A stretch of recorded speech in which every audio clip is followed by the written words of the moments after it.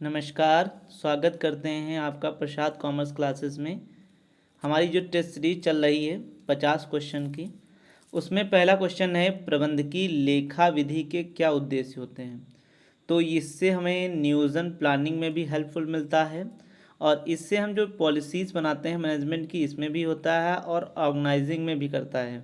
ये तीनों सही हैं, तो इसका पहले का ऑप्शन नंबर डी जो है वो सही हो जाएगा।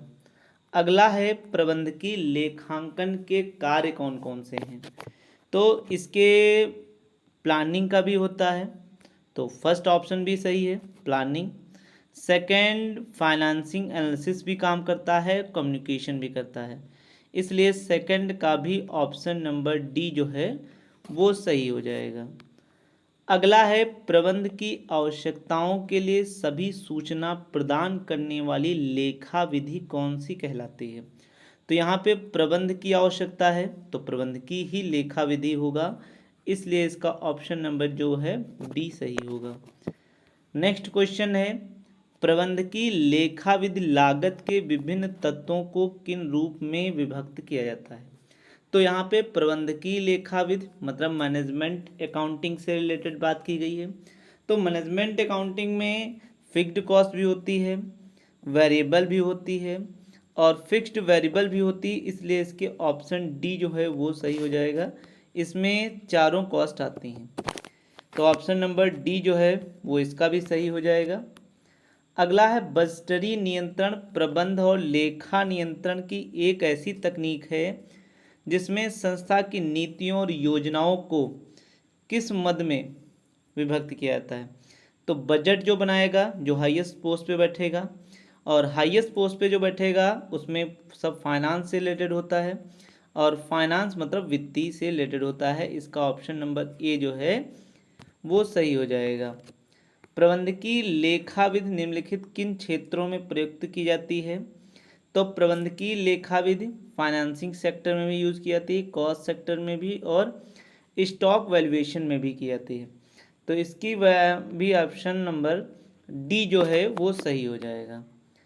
प्रबंधकीय लेखा विधि की विशेषताएं हैं, तो प्रबंधकीय सूचना पर भी आधारित होता है और मैनेजमेंट ही फ्यूचर से भी रिलेटेड रखता है, और यही स्टेटमेंट एंड कंक्लूजन्स रीजन्स प्रभाव और एनालिसिस भी करता है। तो इसका भी ऑप्शन नंबर डी जो है वो सही हो जाएगा। निम्नलिखित में कौन सी सीमा प्रबंधकीय लेखा विधि की है। तो प्रबंधकीय लेखा विधि की फाइनेंसिंग एंड कॉस्ट दोनों होती हैं और अपने सब्जेक्ट से रिलेटेड उनको नॉलेज जो है उसका भी होना अगर कम है तो, और क्रियान्वयन और समन्वय का भी अभाव होता है, इसलिए इसका भी ऑप्शन नंबर जो डी है वो भी सही हो जाएगा।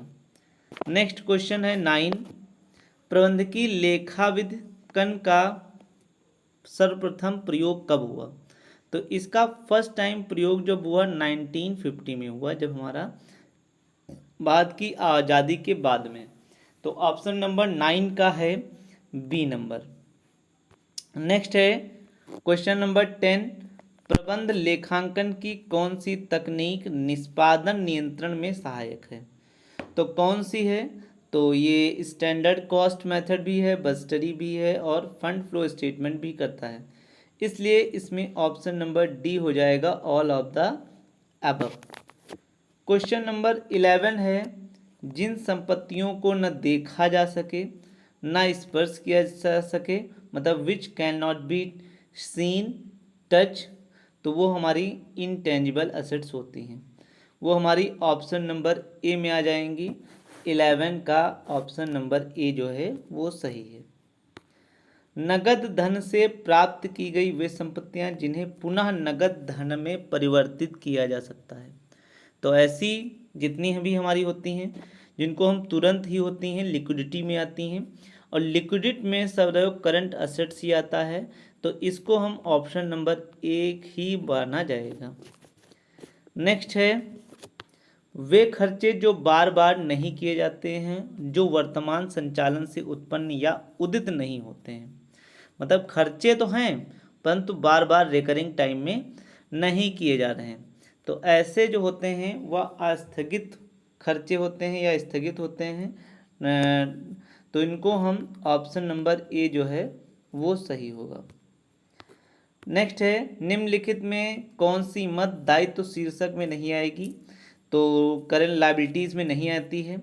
तो लायबिलिटीज़ में करेंट लायबिलिटी भी आता है और नॉन करेंट लायबिलिटी भी आता है और नेट वैल्यू भी आती है, परंतु आस्थगित वे जो होते हैं ये हमारी असेट्स होते हैं। तो इस 14 का ऑप्शन नंबर सी जो है वो सही हो जाएगा। स्थायी संपत्तियों की विशेषताएं हैं।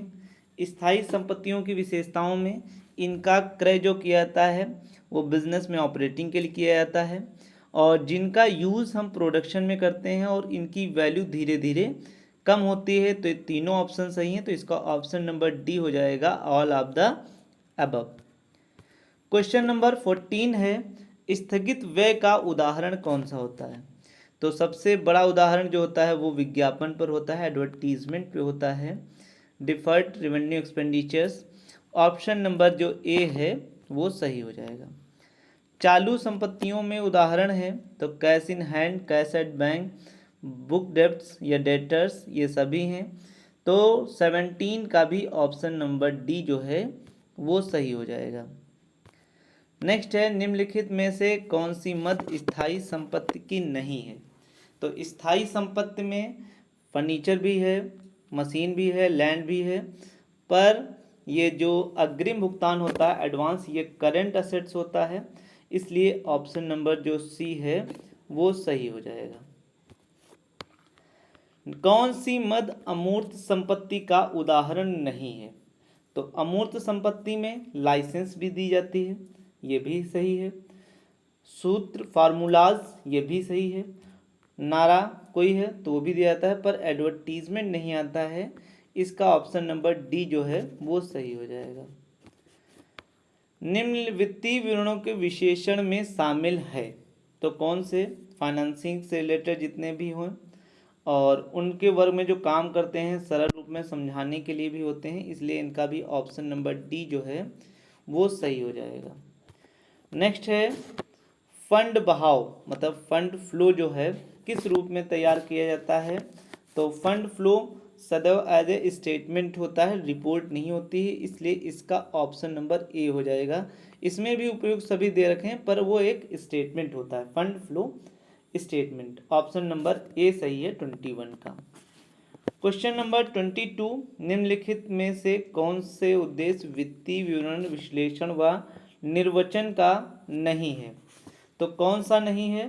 तो इसमें एक सेकेंड, हाँ अब सही है। कौन सा नहीं है?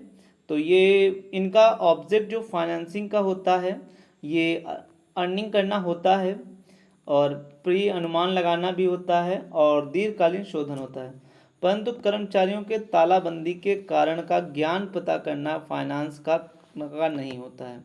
तो इसका भी ऑप्शन नंबर 22 का भी डी हो जाएगा। क्वेश्चन 23 है, फंड मनी फाइनेंस से किससे रिलेटेड होता है? तो फंड कहाँ से आता है? वर्किंग कैपिटल से। तो working capital option number C है, जितनी वर्किंग कैपिटल अच्छी उतना ही बिजनेस अच्छा। ऑप्शन नंबर सी जो है वो सही हो जाएगा। तुलनात्मक विवरण मतलब कंपैरेटिव स्टेटमेंट में वित्तीय आंकड़ों और सूचनाओं को निम्नलिखित में से किस प्रकार दिखाया जाता है? तो निरपेक्ष अंकों में दिखाया जाता है, कमी और इंक्रीज डिक्रीज भी होता है, परसेंटेज के फॉर्म में भी होता है, इसलिए इसका ऑप्शन नंबर डी जो है वो सही हो जाएगा। वित्तीय विवरणों का विश्लेषण करने के लिए निम्नलिखित विषयों का ज्ञान होना चाहिए, मतलब फाइनेंशियल स्टेटमेंट में किसका नॉलेज होना चाहिए? तो ये तीनों का ऑप्शन होना चाहिए, तो इसका भी ऑप्शन नंबर डी हो जाएगा, accounting, statistics, economics, all of the above. Question number 26 है कि निम्नलिखित वित्तीय विवरणों में निर्वचन की विधियां कौन कौन सी हैं? मतलब निर्वचन सिलेक्शंस, तो उसमें रेशनशिप भी आता है, स्टेटमेंट भी आता है, फंड फ्लो भी आता है, इसलिए इसका ऑप्शन नंबर जो डी है वो सही हो जाएगा। नेक्स्ट है क्वेश्चन, दो विधियों के बीच किसी व्यवसाय की वित्तीय दशा में हुए परिवर्तनों का विश्लेषण करने के लिए बनाया गया विवरण कहलाता है। मतलब दो विधियों किसी व्यवसाय की फाइनेंस है तो फाइनेंस से भी रिलेटेड रखेगा, तो फाइनेंस में मनी कहाँ से आते हैं, फंड फ्लो से, इसलिए इसका भी ऑप्शन नंबर ए जो है वो सही हो जाएगा। नेक्स्ट है, वित्तीय विवरणों की प्रवृत्ति के अध्ययन में किन तकनीकों का प्रयोग किया जाता है। तो इसमें प्रयोग किसका किया जाता है, ये भी किया जाता है और बी भी किया जाता है, तो इसका ऑप्शन नंबर सी हो जाएगा 28 का। निम्नलिखित में कौन सा फंड फ्लो स्टेटमेंट नहीं है। तो फंड फ्लो स्टेटमेंट में कौन सा नहीं है ये पूछा गया है। सबसे पहले हमें ये देखना चाहिए कि पूछा क्या जा रहा है। तो इसमें ये हमारा होता है फंड स्टेटमेंट, कहाँ से आया कहाँ गया ये भी होता है, और कहाँ यूज़ हुआ कहाँ कंट्रीब्यूशन होता है, पर हमें इसके प्रवाह से मतलब नहीं होता है, इसलिए इसका ऑप्शन नंबर डी जो है वो सही हो जाएगा। On one assets is omitted, it is worth, I want to know what assets is value in man who is the done of so। ये कथन किसने दिया है, तो ये पूछा जा रहा है, तो ये एनोमनियस का है, ऑप्शन नंबर ए जो है ये सही है। नेक्स्ट क्वेश्चन है, सकल लाभ ग्रॉस प्रॉफिट में से ऑपरेटिंग एक्सपेंस घटाने पर क्या होता है। तो उसमें से ऑपरेटिंग एक्सपेंस घटाने पर जो हमें मिलता है वो हमें नेट ऑपरेटिंग प्रॉफिट मिलता है, ऑप्शन नंबर ए जो है इसका सही हो जाएगा। कौन सा व्यक्ति वित्तीय विवरणों में हित रखते हैं, कौन से फाइनेंसिंग से रिलेटेड रखते हैं। तो गवर्नमेंट को यहाँ से टैक्स मिलता है, इनकम टैक्स ऑफिसर्स जो शेयर होल्डिंग होंगे उनको डिविडेंड्स मिलेगा, इन्वेस्टर्स इन्वेस्ट करेंगे, तो उनका सभी से होता है, तो 32 का ऑप्शन डी जो है वो सही हो जाएगा। 33, लाभांश खाते के किन नामों से पुकारा जाता है।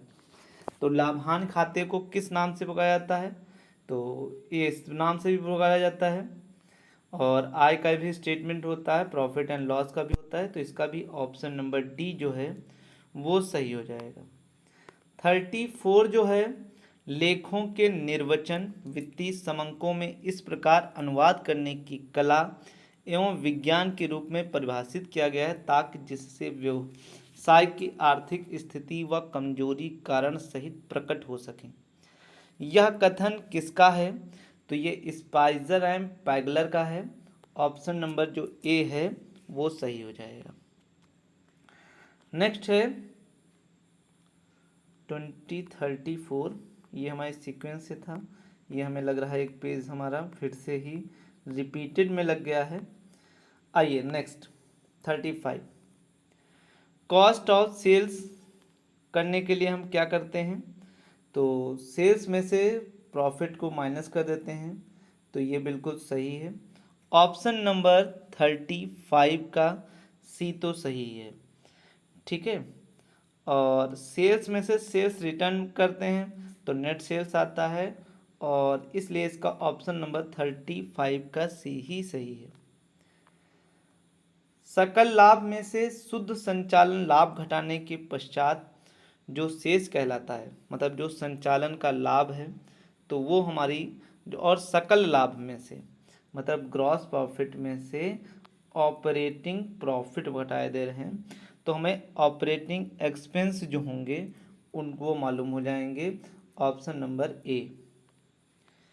नेक्स्ट है, विक्रय अनुपात प्रबंधकों को सहायता देता है। तो विक्रय अनुपात जो है किस में सहायता देता है, तो वो हमें जो वैल्यूएशन होते हैं एक्टिविटीज़ का उसमें मदद करता है, तो ऑप्शन नंबर सी जो है वो सही है। निम्नलिखित में से कौन सा पद लाभदायिकता अनुपात में सम्मिलित नहीं है, मतलब कौन सा प्रॉफिटेबिलिटी में शामिल नहीं है। तो ये जीपी भी होता है, टोटल असेट्स भी होता है, नेटवर्थ भी होता है, पर ये टर्नओवर वाला इसमें शामिल नहीं होता है। तो इसका ऑप्शन नंबर डी जो है वो सही हो जाएगा। लॉन्ग टर्म इन्वेस्टमेंट का अगर सेल किया जाता है तो वहाँ से हमें मनी मिलती है। तो हमें जब मनी मिलती है तो हम ये कह सकते हैं वहाँ पर कोषों का उपयोग होता है। तो ऑप्शन नंबर ए जो है वो सही हो जाएगा। ब्याज एवं कर के पूर्व शुद्ध लाभ का विक्रय से अनुपात कहलाता है। ब्याज एवं कर के पहले पूछा गया है, और ब्याज एवं कर के पहले जो होता है उसको हम ऑपरेटिंग प्रॉफिट बोलते हैं। ऑप्शन नंबर ए जो है वो सही हो जाएगा। अंश प्रीमियम खाते में वृद्धि हो, सिक्योरिटी प्रीमियम खाते में अगर इंक्रीज हो रहा है तो वहाँ वो हमें ज़्यादा से ज़्यादा पैसा मिल रहा है, तो वो भी हमें सोर्सेस का भी होता है। ऑप्शन नंबर बी ही बोला जाएगा। समता अंशों के सट्टा अधिक हो जाता है जब गियरिंग अनुपात हो, मतलब गियरिंग अनुपात कैसा हो, जब ये ऐसा हो। तो इसका ऑप्शन नंबर बी हो जाएगा, जब हाई हो। नेक्स्ट है क्वेश्चन नंबर 43। ए लिमिटेड की व्यापारिक क्रियाओं से संबंधित अनुपात निम्नलिखित है।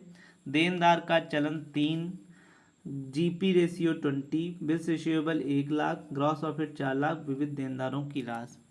तो ये हमें कैलकुलेशन है और पूरा ये आंसर भी इसका 4 लाख ही आएगा और बी ही आएगा।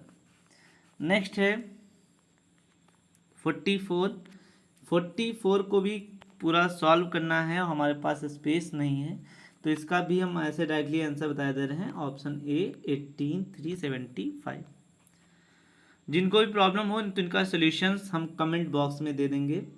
शुद्ध विक्रय का शुद्ध कार्यशील पूंजी से अनुपात कहलाता है, मतलब नेट सेल्स का नेट वर्किंग कैपिटल से रेशियो क्या होता है, तो वर्किंग कैपिटल सेल्स रेशियो हो जाएगा।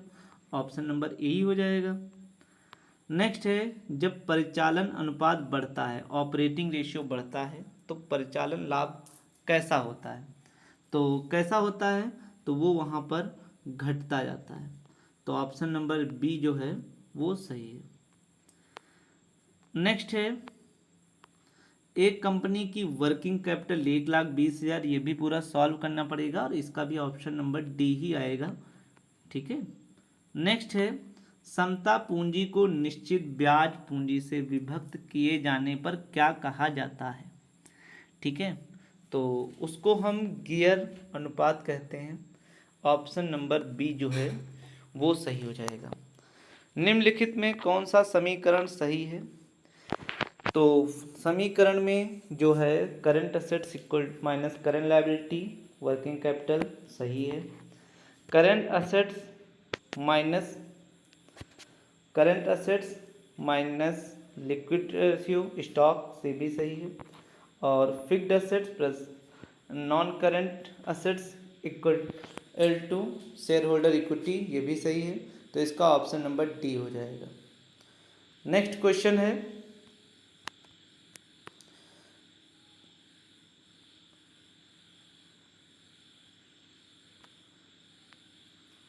क्या प्रॉब्लम हो गई,